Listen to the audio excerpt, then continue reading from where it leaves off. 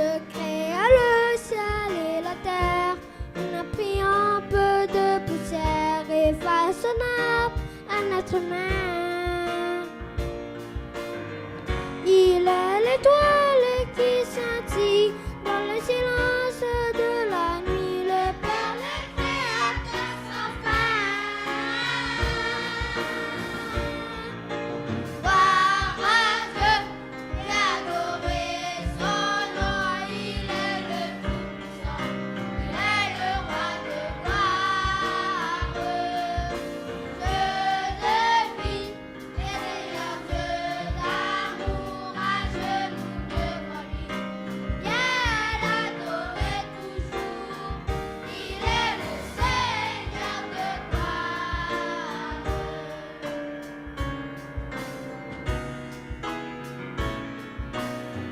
Chante tout Seigneur, le grand je suis. Il entend des humains le cri et nous fait vivre chaque jour.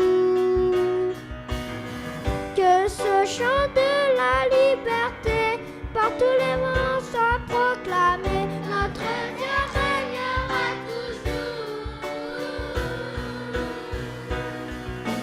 Gloire à Dieu et adorer son nom, il est le Tout-Puissant, il est le Roi de gloire. Dieu de vie, Seigneur de l'amour, à genoux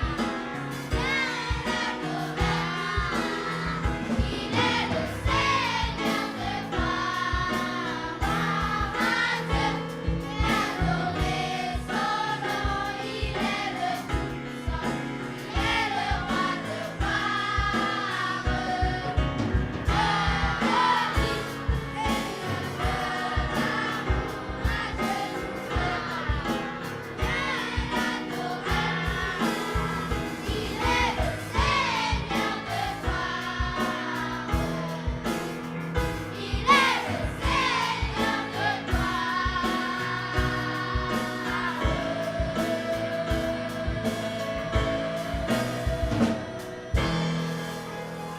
de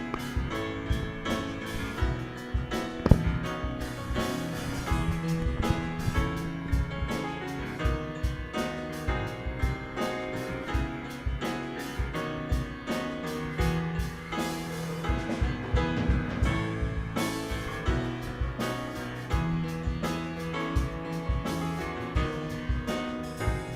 Il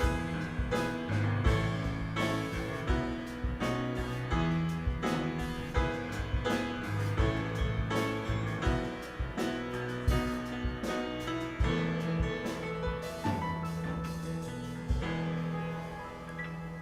Nous remercions bien sincèrement la chorale des enfants et la chorale des petits pour ces deux morceaux exécutés à la gloire de Dieu. Peuple de Dieu, votre présence ici ce matin témoigne de votre gratitude envers le Seigneur pour tout ce dont vous avez été l'objet de sa part. Dieu est bon en tout temps. En tout temps, Dieu est bon. Cela constitue pour nous chrétiens une marque de confiance en celui qui tient dans sa main le monde. N'est-ce pas lui qui a dit « Je t'appelle par ton nom, tu es à moi. Je suis l'Éternel, ton Dieu, ton Sauveur. » Oui, malgré vents et marées, ceux qui sont gardés par lui sont bien gardés, puisqu'il nous aime d'un amour sans fin. Au cours de ce moment de louange, nous vous invitons à louer de tout votre être ce Sauveur merveilleux, en entonnant les paroles des cantiques trouvés au numéro 296. Quel autre ciel ai-je que toi? Et 522, ne crains rien, je t'aime. Levez-vous, sœurs et frères.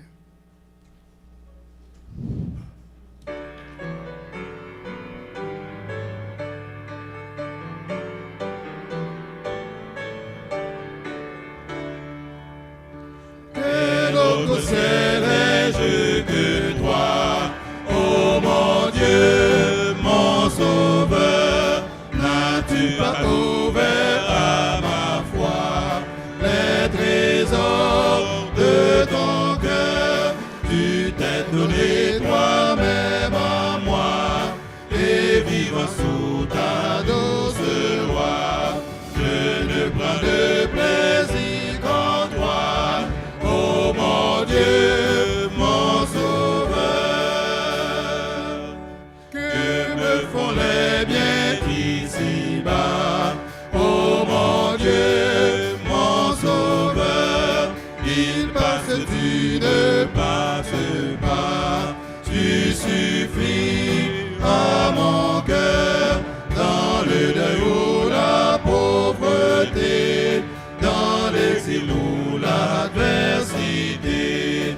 Tu restes ma félicité, ô mon Dieu, mon Sauveur.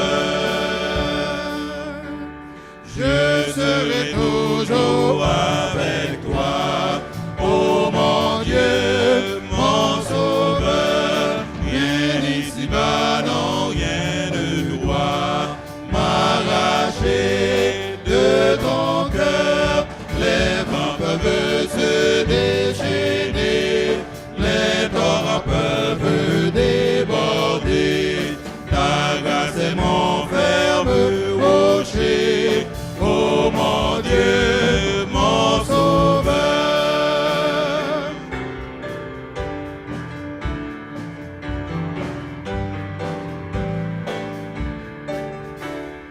Par la main droite tu m'as pris, ô mon Dieu, mon Sauveur.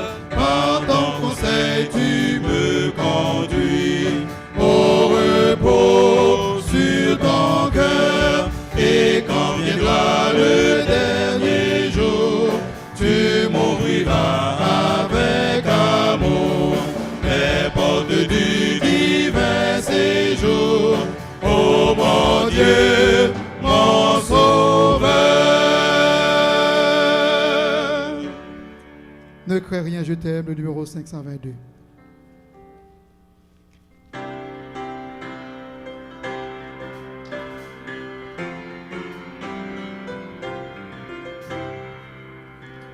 Ne crains rien, je t'aime, je suis avec toi. Promesse suprême qui soutient ma foi. La sombre vallée n'a plus de terreur, là me consoler. Je marche avec mon Sauveur, non, jamais tout seul, non, jamais tout seul. Jésus, mon Sauveur, me garde, jamais ne me laisse seul, non, jamais tout seul, non, jamais tout seul. Jésus, mon Sauveur, me garde, je suis jamais tout seul. L'aube matinière ne lui comme au jour. Jésus, ma lumière, m'éclaire toujours. Quand je perds de vue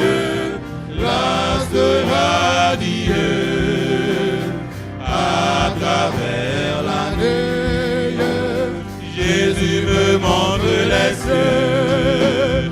Non, jamais tout seul, non, jamais tout seul. Jésus, mon Sauveur, me garde, jamais ne me laisse seul. Non, jamais tout seul, non, jamais tout seul. Jésus, mon Sauveur, me garde, je ne suis jamais tout seul.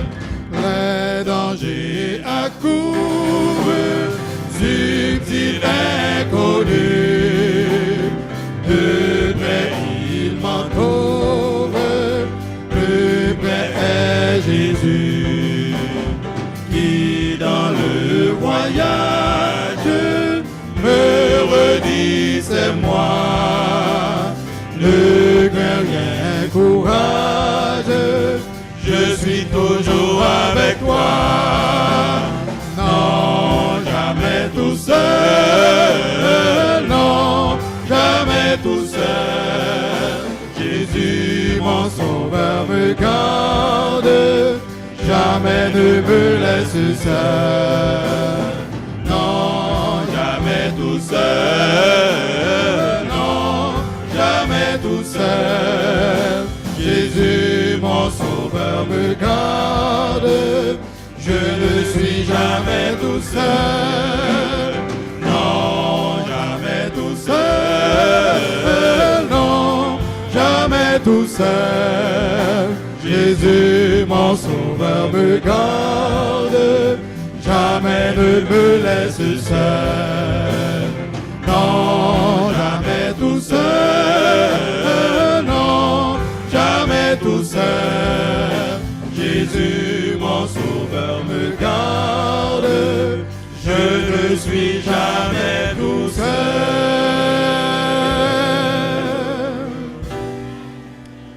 Oui, plusieurs s'appuient sur leurs chars, d'autres sur leurs chevaux. Mais nous nous appuyons sur Jésus-Christ, puisqu'en lui nous trouvons refuge, abri, rempart. Chantons dans un esprit d'adoration les paroles du cantique numéro 358. C'est un rempart que notre Dieu.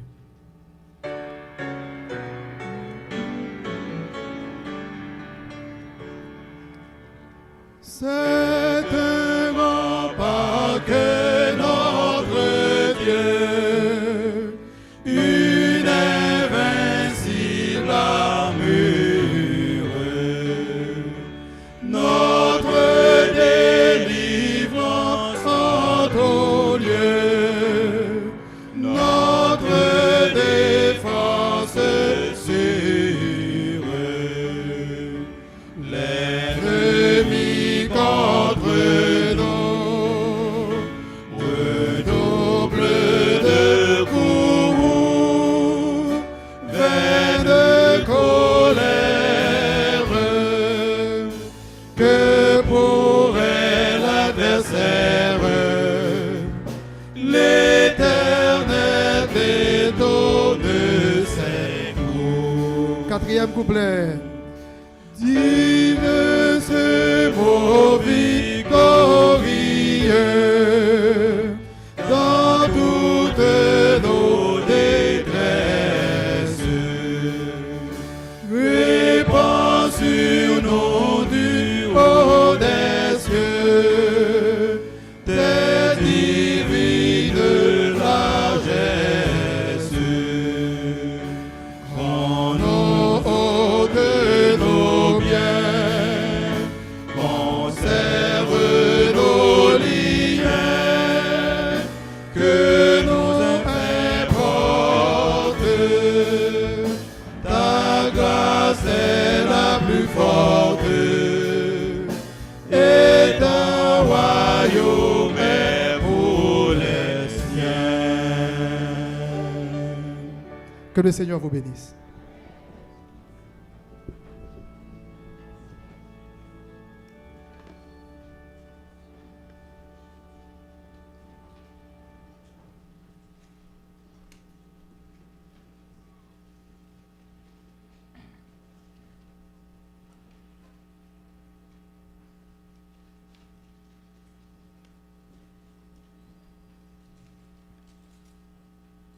Chers frères et sœurs, amis et visiteurs, bonjour.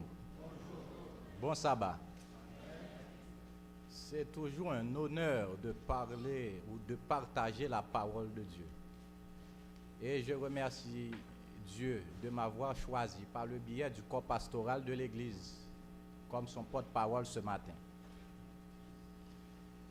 Je remercie les chantes pour les cantiques. Je remercie aussi les deux chorales qui viennent de chanter à la gloire de Dieu. Et spécialement aux responsables de ces deux chorales. J'imagine que vos récompenses seront grandes dans le ciel.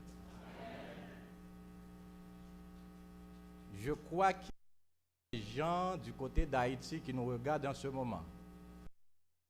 Je les saluer. Ils sont du côté du Cap-Haïtien, de Port-au-Prince et surtout du côté de Delma 57. Il y a tout un groupe.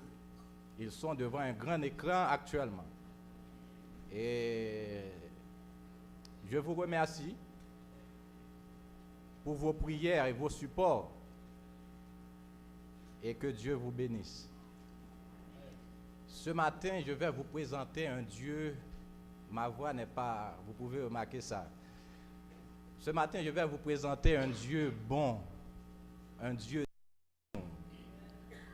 Un Dieu qui est toujours là pour ses enfants. Mais en même temps, je vais vous présenter un Dieu fort et puissant. Et un Dieu qui punit. Inclinons-nous et prions.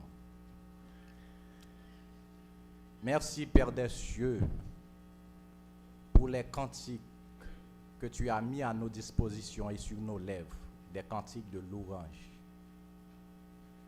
Merci pour ton amour et ta bonté envers nous. Tandis que nous allons méditer en ton nom, nous ne savons rien et nous ne pouvons rien dire de bon.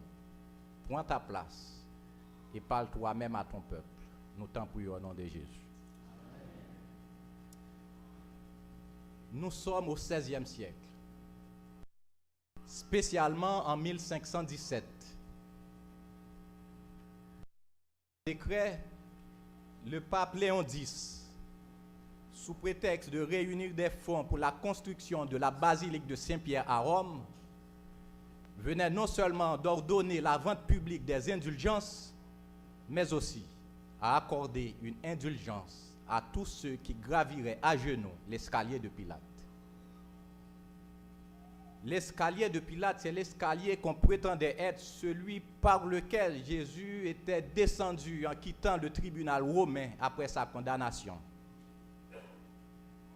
Par cette nouvelle théorie appelée indulgence, le pape Léon X affirme que pour obtenir le pardon des péchés et pour trouver la grâce de Dieu, il faut donner des dons à l'Église. Des dollars, de l'or, tout ce que vous pouvez.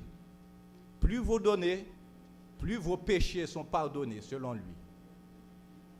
Et quand vous donnez quelque chose, on vous donne en retour une lettre scellée ou un certificat attestant que vos péchés et même ceux que vous aurez l'intention de commettre seront tous pardonnés. Ce trafic vicieux, démoniaque et contraire à tous les principes bibliques allait susciter à la papauté son ennemi le plus résolu et le plus redoutable.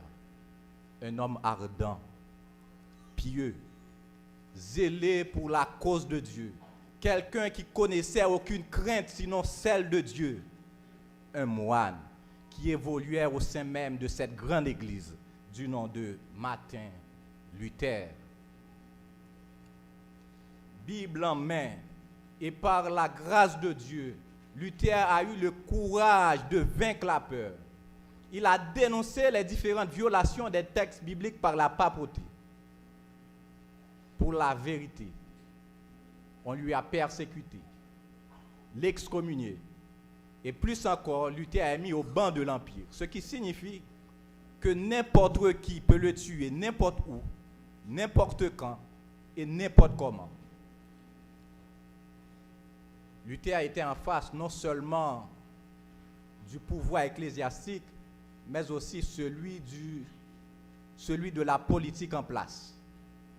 Ainsi, Charles Quint, empereur du Saint-Empire romain germanique et roi d'Espagne, le convoquait en avril 1521 devant la Diète de Rome, le plus grand tribunal du monde à l'époque.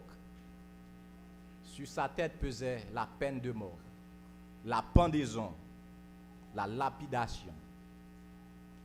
Pour y présenter, Luther devait faire un long voyage de Wittenberg jusqu'à Worms, ville allemande.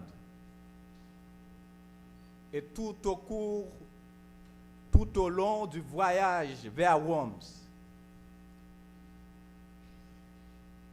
des foules se massaient pour voir cet homme qui a eu le courage de défier l'autorité du pape, parce que personne n'avait pas le droit de contredire le pape. À Morat, il prêcha en plein air parce que les églises étaient trop petites.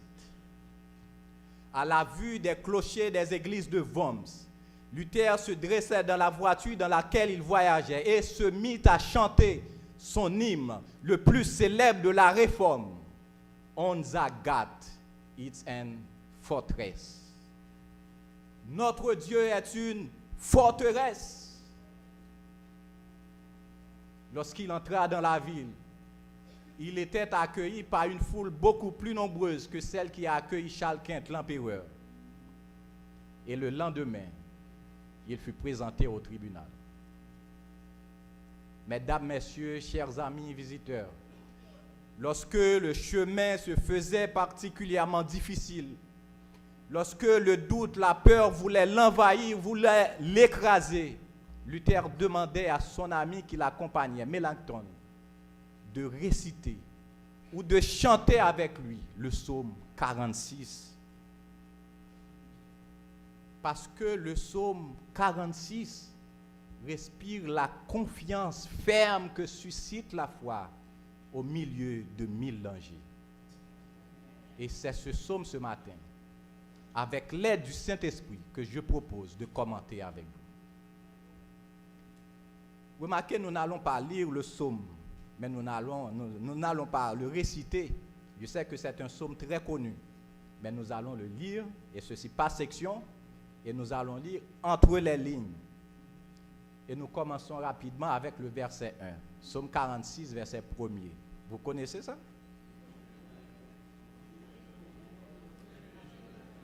Je m'attendais à ça. Le premier verset du psaume 46, c'est ça.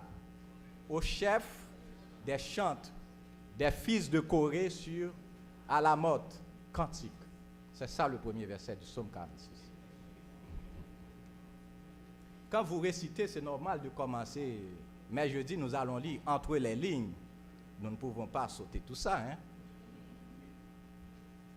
Si vous remarquez dans le texte, ce psaume, c'est un cantique écrit par les fils de Corée. Et le thème musical en question, c'est Alamoth. Puisque nous lisons entre les lignes, ou bien nous disons, derrière tout ce qui est écrit dans la Bible, ou bien rien n'est écrit dans la Bible au hasard, ou bien pour rien. Derrière tout ce qui est écrit, il y a une histoire. Et il y a des leçons. Le texte parle de Corée et des fils de Corée. Je ne veux pas passer sur ça sans rien dire. En fait, qui était Corée? Et qui étaient les fils de Corée? Corée était le chef de la rébellion contre Moïse, ou bien contre l'autorité de Moïse, pendant la traversée du désert. Lévite éminent de la lignée de Kérat, il s'allie avec Dathan et Abiram pour prendre la place de Moïse par une révolte. Corée critique tout et tout. Pour eux, Moïse n'a pas de sa place. Moïse, de son côté, serviteur de l'Éternel, savait qu'il dépendait de Dieu et s'en remettait au jugement divin. Tête contre terre, Moïse répondit aux rebelles. Demain, l'Éternel fera connaître ceux qui sont à lui. Que chacun de vous prenne donc son encensoir, et demain vous y mettez de l'encens que vous offrirez en présence du Seigneur. Moi et Aaron, nous ferons pareil. Et comme c'était annoncé, ils se sont tous présentés avec leur encensoir devant le Seigneur.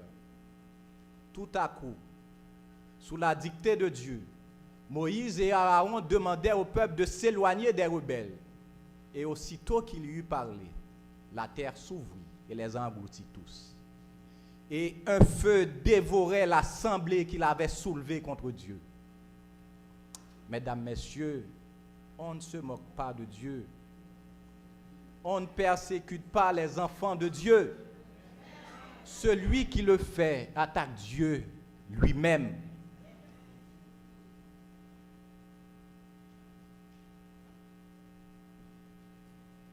malgré des exemples et des exemples à travers la Bible et dans la vie courante, qui montrent comment Dieu protège son peuple, ses enfants, et comment il punit les agresseurs de ses serviteurs, il existe encore des Corées, des Dathans et des Abiram au sein du peuple de Dieu.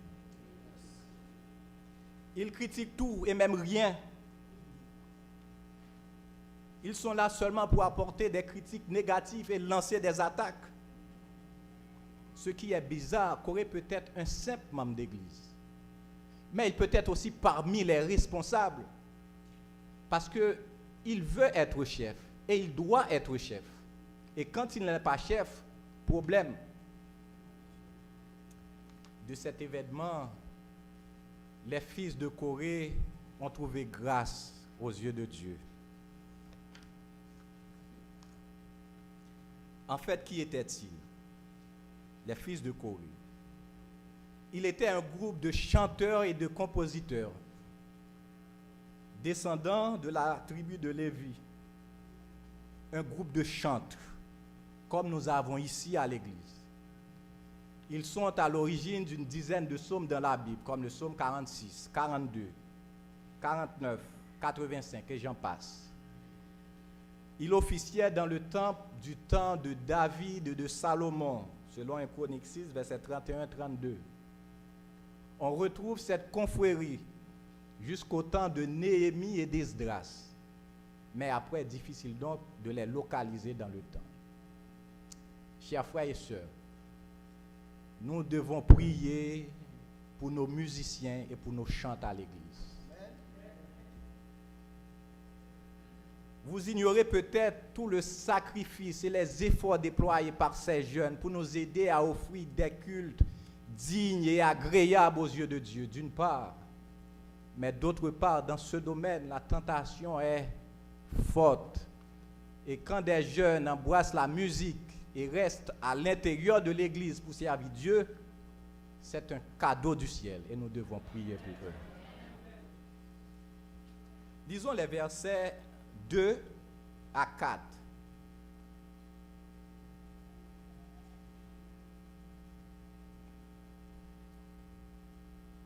Les versets 2 à 4.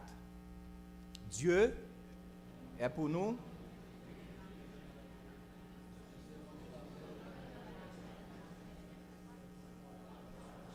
Quand la terre est bouleversée et que les montagnes, quand les flots de la mer mugissent s'écument, se soulèvent. Merci. Dans le deuxième, dans le texte, dans le verset 2, il y a 3 mots qui caractérisent Dieu. Le premier, c'est refuge, appui, secours. Prenons le mot refuge. On définit un refuge comme étant un lieu où l'on se réfugie pour échapper à un danger. Mais laissez-moi vous dire, chers frères et sœurs, que si vous adoptez un lieu comme votre refuge, vous allez être déçus et victimes. Car vous pouvez échapper à un danger, mais vous allez rencontrer plein d'autres. Il suffit de regarder autour de vous pour comprendre qu'il n'y a pas un lieu sur cette terre sans risque de tempête, de séisme et de tristesse. Pas un endroit à l'abri de tristesse, de guerre, de violence. Notre refuge ne peut pas être un lieu. Notre refuge ne peut pas être non plus une ambassade, encore moins un homme. Et notre refuge ne peut pas être non plus une statue qui a des yeux qui ne voient point et qui a des oreilles qui n'entendent point. Mais j'ai l'honneur de vous dire ce matin que notre refuge doit être l'Éternel et l'Éternel des armées. Amen. Sa protection est réelle. Il est toujours là, peu importe l'endroit, peu importe le lieu, peu importe l'heure, pour nous sauver. Psaume 60, verset 4, nous dit que l'Éternel est un refuge devant l'ennemi. Il est un refuge pour le faible ou pour le malheureux dans la détresse. Ésaïe 25, verset 4. Et Jorel, de son côté, nous dit que l'Éternel est un refuge pour son peuple. Quand la Bible dit qu'il est un appui, c'est un terme qui veut dire force, puissance. En fait, Dieu n'est pas mou ou un poltron, mais il est celui qui est fort et sur qui nous pouvons nous appuyer. Et il se manifeste sa force et sa puissance de diverses manières. Et à travers la Bible, nous trouvons plusieurs exemples. Il est celui qui a stoppé localement la course du soleil pour terminer la bataille. Josué 10, verset 13. Il est celui qui a fait tourner l'épée des Madianites les uns contre les autres. Josué 7, 22. Il est celui qui a fait plier le Pharaon, qui a humilié le cœur de Nebuchadnezzar, qui a poussé Cyrus, le roi de Perse, à libérer les Juifs pour qu'ils reviennent.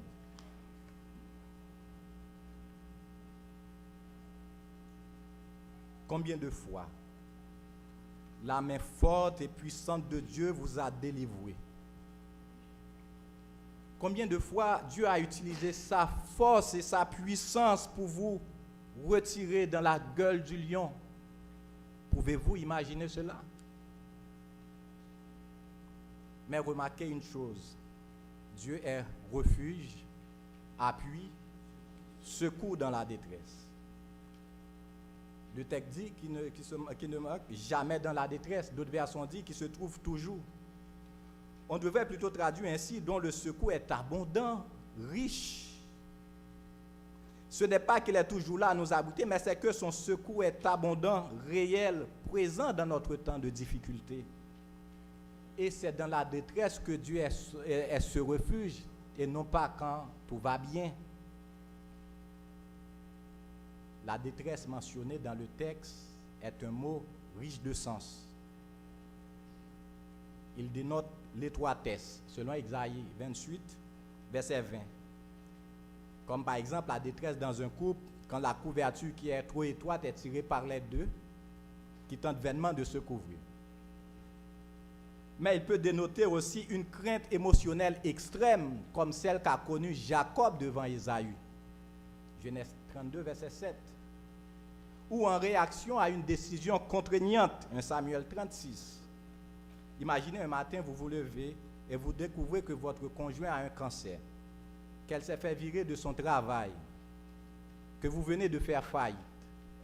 Votre état émotionnel dans ce cas-ci, ou bien dans ce moment, correspondrait à une détresse. Mesdames, messieurs, chers amis, peu importe les détresses ou les contraintes de la vie qui vous tracassent, nos yeux doivent être fixés sur la personne de Dieu. Aussi petit qu'un embouteillage qui nous retarde sur la route, aussi gênant que des résultats scolaires inférieurs à ses efforts, aussi sérieux qu'un conjoint infect, qu'un enfant rebelle, aussi difficile que le chômage, le rejet par les collègues, les problèmes financiers, aussi tragique que la persécution, la violence, nos yeux doivent être fixés sur la personne de Dieu. Où courez-vous quand ça fait mal? Vers quoi cherchez-vous le soulagement? Quelle solution mettez-vous en place?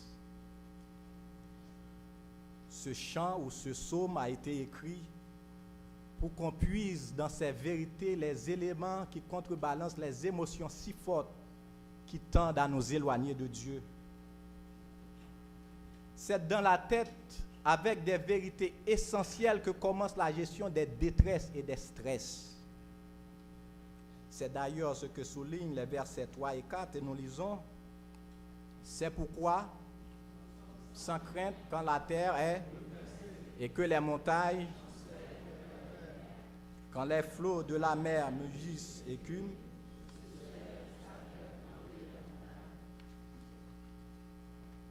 ces versets imagent les problèmes,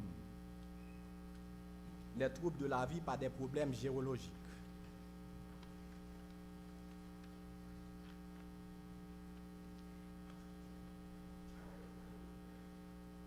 la terre qui est secouée comme par un tremblement de terre, les montagnes qui se renversent dans la mer, les eaux agitées par l'orage et la tempête et remuées par le vent.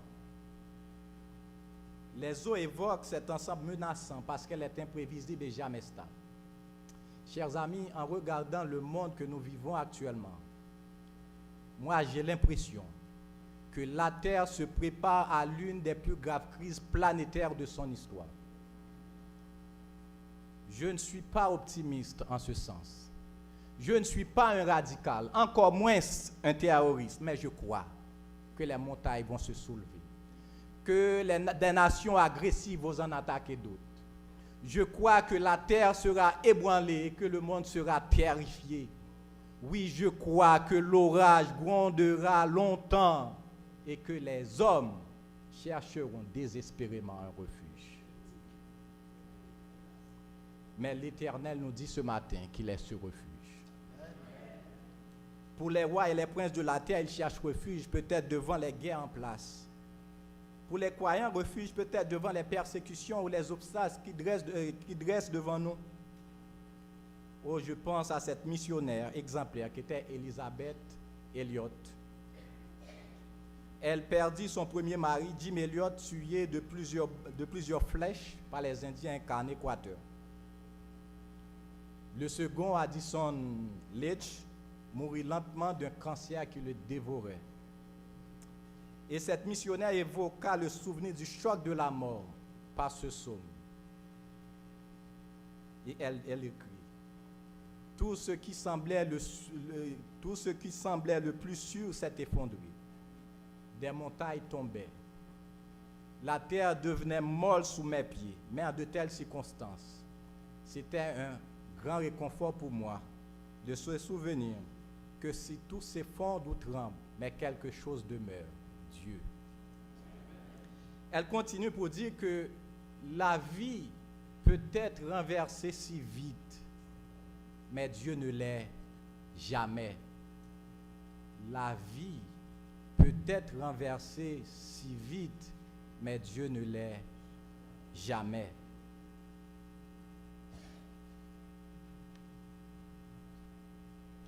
Dieu règne, chers amis. Lisons les versets 5 jusqu'au verset 8. Il est un fleuve.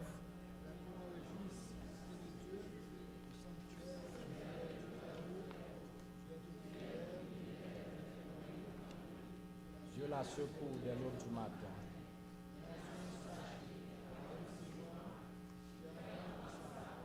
La terre s'effondre d'épouvante. L'Éternel des armées est avec nous. Le Dieu de Jacob est pour nous une autre. Ayant évoqué le tumulte de la vie sur terre, l'auteur regarde au-delà de la ville terrestre, en prêtant l'image que le Nouveau Testament développera davantage, celle de la Jérusalem céleste d'une ville éternelle. Ce psaume devient donc prophétique en évoquant la ville où Dieu règne éternellement et qu'un jour s'imposera sur la terre. Le fleuve rappelle celui aux quatre bois que l'on découvre dès Genèse 2, verset 10 jusqu'à 14. Ce fleuve rappelle évidemment le fleuve central de la nouvelle terre. Or, le même thème est développé dans Apocalypse 22, et ceci avec une même succession d'idées. Et nous lisons Apocalypse 22, versets 1 à 6. Il me montra le fleuve d'eau de la vie, limpide comme du cristal, qui sortait du trône de Dieu et de l'agneau. Au milieu de la place de la ville se trouve l'arbre de vie qui produit les fleurs. Il n'y aura plus d'anathème. Le trône de Dieu et de l'agneau sera dans la ville. Ses serviteurs le serviront et verront sa face. Et son nom, la nuit, ni de la lumière d'une lampe, ni de la lumière du soleil, parce que le Seigneur Dieu, et ils régneront Quelle belle espérance. Cette rivière est le symbole du rétablissement, de l'abondance, de la fertilité. Et l'arbre de vie en question n'est autre que la présence constante de Dieu au sein de son peuple. Le monde instable que nous vivons se voit affermi, non pas par la force militaire, mais par la présence de Dieu. Avec la présence de Dieu, tout se calme. Il intervient. Il règne. Il se décrit comme le Dieu très haut que personne ne peut attaquer. Mais il intervient parfois dès l'aube du matin, c'est-à-dire après la nuit et son cortège de craintes, d'attaques, peut-être d'agressions et de difficultés. Relisons le verset 6. Dieu la secoue dès l'aube du matin. Dieu est au milieu de la ville. Dans l'époque qui est la nôtre, actuellement, où Dieu manifeste sa présence, je veux vous entendre.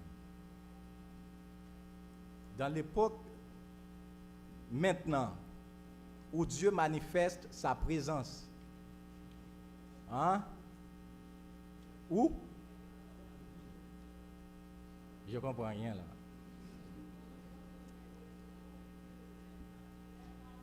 Il est parmi nous, à l'église. 1 Corinthiens 3, verset 16 nous donne la réponse. Ne savez-vous pas que votre corps est le temple du Saint-Esprit et que le Saint-Esprit habite en vous? Le Saint-Esprit habite l'église. Il habite les croyants. Nous sommes son corps et c'est donc l'église qui peut affirmer Dieu est au milieu de nous. Nous ne chancelons pas.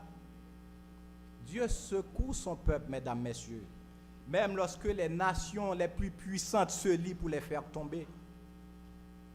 Et bien sûr, le temps vient où Dieu fera gronder le son de sa voix et personne ne tiendra. Car le Dieu de Jacob est pour nous une autre retraite. Dieu pacifiera la terre. Les versets 9 à 11 jusqu'à 12. Venez, les œuvres de l'Éternel.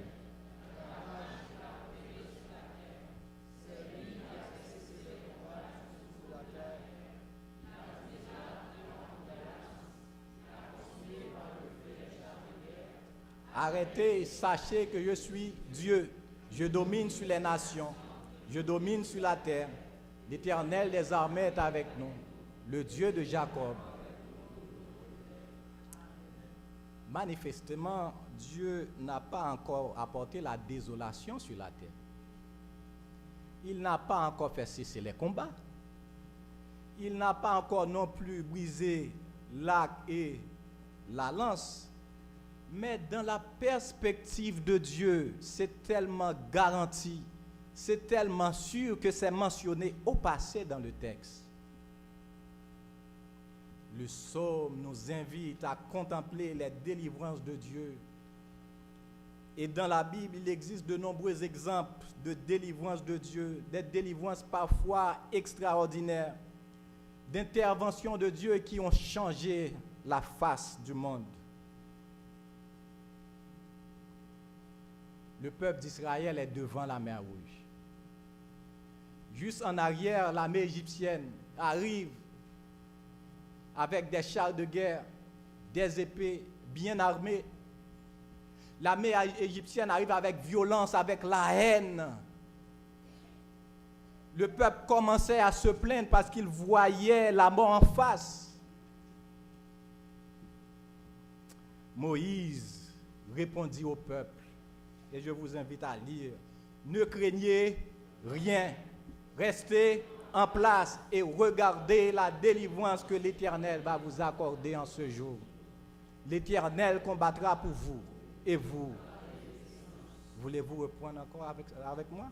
Ne craignez rien, restez en place et regardez la délivrance que l'Éternel va vous accorder en ce jour.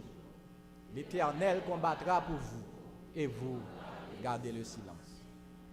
Chers amis, aucune science humaine ne peut expliquer le miracle qui suivait cette déclaration. Le miracle de la mer Rouge. Vous qui êtes malade ce matin, vous qui souffrez, ne craignez rien. Vous êtes handicapé, prisonnier d'une chaise ou d'un lit à cause d'une maladie quelconque, l'Éternel vous dit ce matin, ne craignez rien, restez en place, regardez la délivrance que l'Éternel va vous accorder en ce jour. Mesdames, Messieurs, vous qui êtes persécutés, humiliés pour des futilités, l'Éternel vous dit, ne craignez rien. Il combattra pour vous et vous gardez le silence. Dieu règne, chers amis. Dieu accomplira son projet et il fera tout en son temps. Et que nous recommande ce psaume dans le verset 11 encore? Arrêtez, sachez que je suis Dieu. Je domine sur la terre. Dieu règne, chers amis. Dieu règne sur la terre. Dieu règne sur ces circonstances, sur tout ce qui se passe. Dieu règne sur toutes les élections du monde. Dieu règne sur les parlements. Il règne sur la loi 20. Tout au long de l'histoire d'Israël. Il se trouve bien des occasions où les Israélites étaient tentés de faire des alliances avec l'Égypte pour se protéger des Babyloniens, ou de demander l'aide d'autres nations pour faire face aux changements géopolitiques de cette terre. Mais Dieu dit, arrêtez, sachez que je suis Dieu. Jeunes, adultes, vieillards, trop de compromis avec des infidèles. Dieu dit, arrêtez, sachez que je suis Dieu. Est-ce que vous reconnaissez que Dieu est Dieu? Évidemment, vous êtes tous d'accord, mais je veux dire réellement, vous reconnaissez ça? Imaginez, vous êtes juste dans un embouteillage qui vous retarde. Et vous commencez déjà à...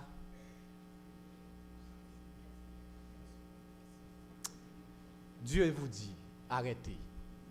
Sachez qu'il est Dieu. Dieu domine sur les embouteillages. Dieu peut créer juste un embouteillage juste pour vous sauver. Vous ne savez pas ce qui se passe en avant. Arrêtez. Sachez que je suis Dieu. Vous avez des résultats scolaires inférieurs à ces efforts. Pas de panique. Arrêtez.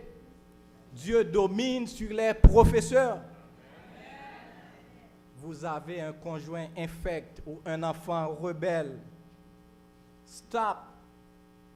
Dieu dit qu'il est souverain sur toutes choses et que vous n'êtes responsable que de vous-même. Sachez qu'il est Dieu. Vous connaissez le chômage, le rejet par les collègues, les problèmes financiers. Pas de panique. Reconnaissez que l'Éternel est Dieu. Aussi tragique que la persécution, la violence, arrêtez, car l'Éternel est souverain. Tellement de colère dans nos foyers ou dans nos bureaux. Tellement de division au sein du peuple de Dieu, au sein de la famille.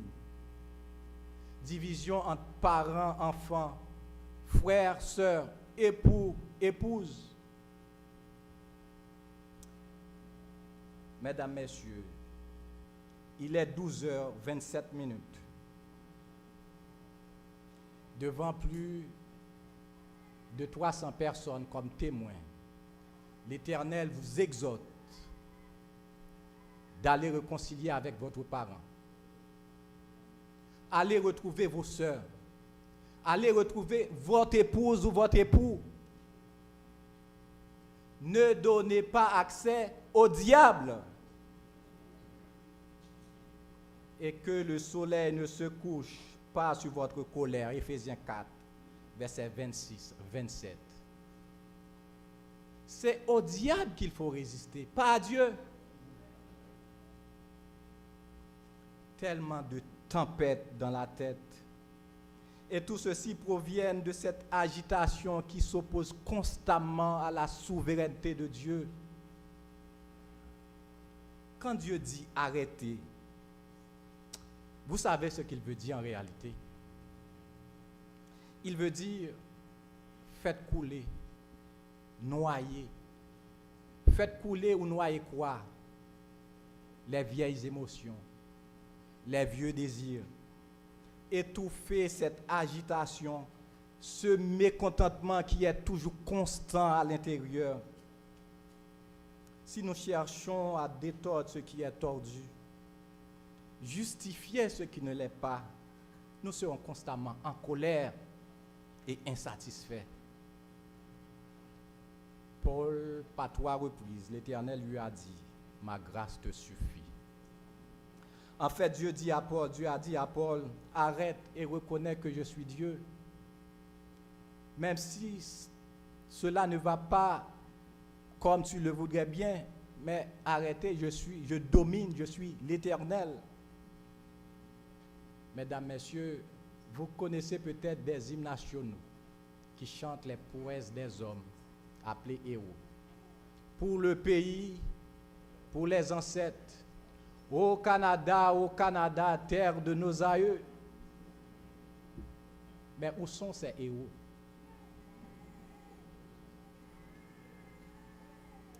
Ce matin, je vous propose un autre hymne national. C'est le psaume 46. Ce hymne n'est pas seulement national, il est mondial et même cosmique. On le chante partout. Les chrétiens en Asie chantent psaume 46. En Amérique du Nord, on le chante. Aux Caraïbes, en Afrique, encore plus.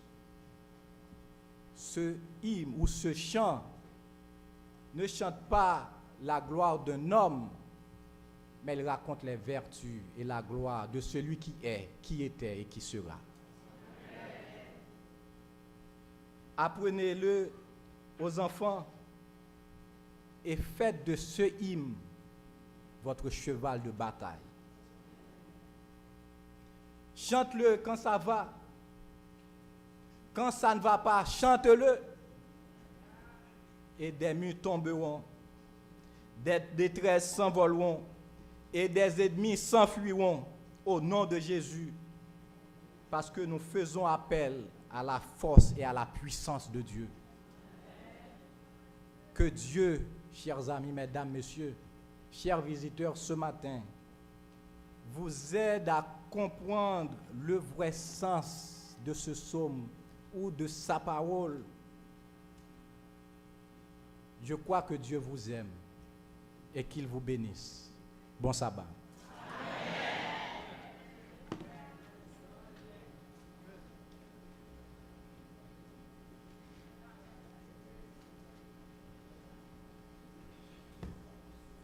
Frères et sœurs, nous remercions le Seigneur pour ce messe spirituel, la proclamation de sa parole. Faisons-lui confiance tous les jours, dans les bons comme dans les mauvais moments. Il est notre Dieu tout-puissant, le Dieu qui délivre, le Dieu qui sauve. Et pour finir, nous allons exécuter ensemble numéro 381, ou trouver la retraite, sous la direction des chantres.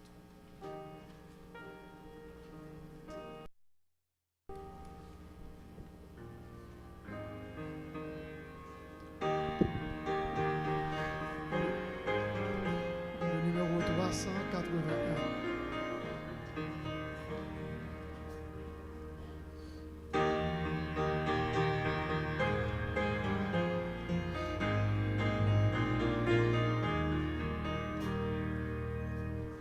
Oh, trouver une retraite, oh, trouver un surabri, quand du sein de la tempête, Dieu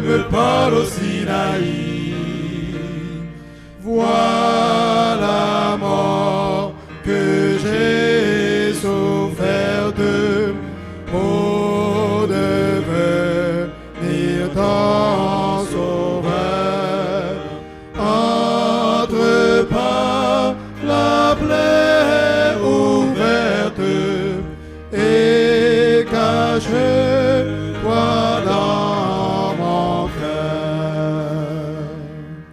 Quelle cité de refuge s'offre pour l'homme perdu, qu'en fuyant devant son juge, il tremblait, pleurait, perdu.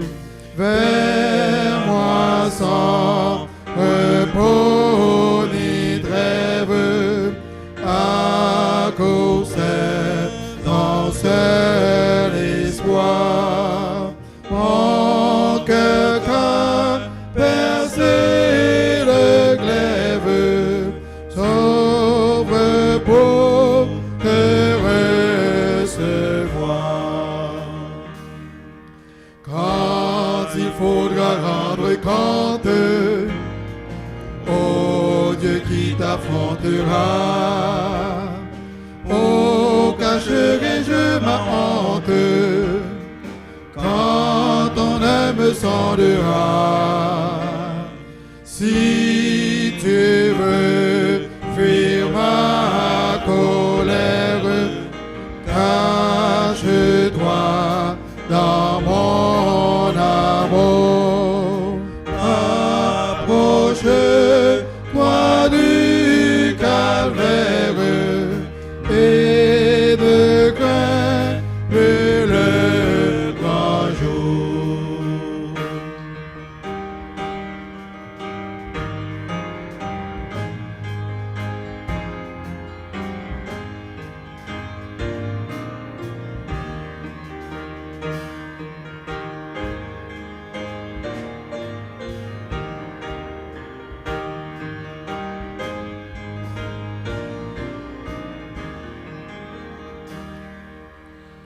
À son banquet misérable, le monde m'appelle en vain. Oh, fais-moi place à ta table et donne-moi de ton pain. Prends, je suis le pain de vie. Prends ta place à ce festin où Dieu même te convie et qui n'aura point de fin.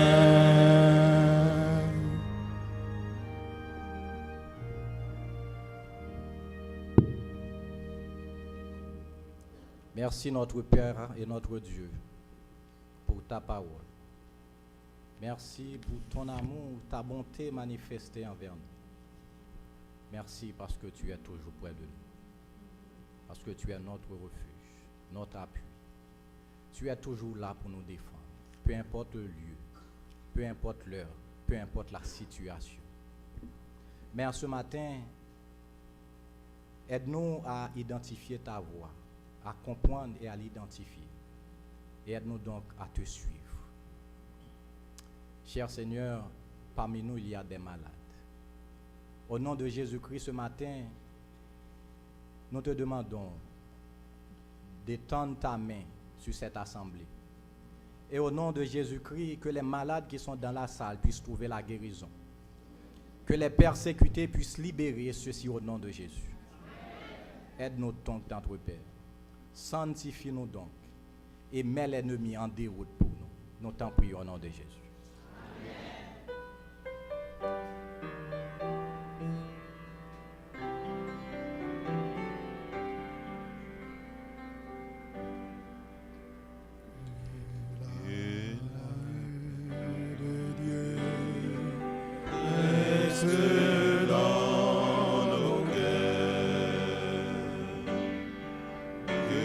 La paix de Dieu reste